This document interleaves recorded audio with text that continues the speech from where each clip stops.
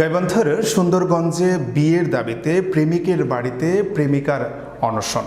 সোমবার সকালে বিয়ের দাবিতে বাড়িতে প্রবেশ করলে প্রেমিক পলাশ চন্দ্রের মা ও পরিবারের লোকজন তাকে শারীরিকভাবে নির্যাতন করে।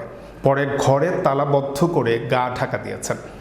জানা যায়, ময়না রানী স্থানীয় শোভাগঞ্জ উচ্চ বিদ্যালয়ের 7ম শ্রেণীর শিক্ষার্থী। বিয়ের প্রলোভন দেখিয়ে পলাশ চন্দ্র বর্মন একাধিকবার ওই স্কুল ছাত্রীর সাথে শারীরিক সম্পর্ক করেন। ছাপরহাটি ইউনিয়ন পরিষদের চেয়ারম্যান কনক কুমার গোস্বামী বলেন, যেদিন তাদের সম্পর্কের কথা জেনেছি সেদিন থেকেই বিষয়টি সমাধানের চেষ্টা করা হচ্ছে। মেয়েটির নিরাপত্তার কথা ভেবে নারীগ্রাম পুলিশ সহ 2 জনকে পাহারায় রাখা হয়েছে। আশা রাখি দ্রুত বিষয়টি সমাধান হবে।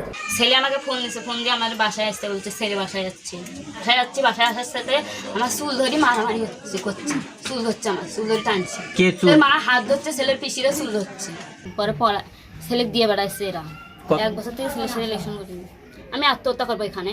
নাকি ওরা বিবাহ করার কথা ছিল, হ্যাঁ, এখন আর কি করতেছে না, এইটুকুই আমি জানি। তাই বুঝছেন, মেম্বার থেকে শুরু করি চেয়ারম্যান পর্যন্ত এবং এবার এলাকার গণ্যমান্য ব্যক্তি বুঝছেন আমি বিচার চাচ্ছি। ওই শুধু টেকা তাহলে আমার মেয়ের ইজ্জত আমি ওই টেকা দিয়ে বিক্রি করবো? তাহলে আমাদের সমাজ জামাত কিছু নেই, আমাদের ইজ্জত নাই, মান নাই। তাহলে আপনার মেয়ে আমি আরেকজন বলতে আপনার মেয়ে যদি এইরকম হলে হয় তা আপনি কি করলেন? হয় শুধু টেকা, খালি টেকা, তাই খালি করে টেকা দিয়ে মীমাংসা, টেকা দিয়ে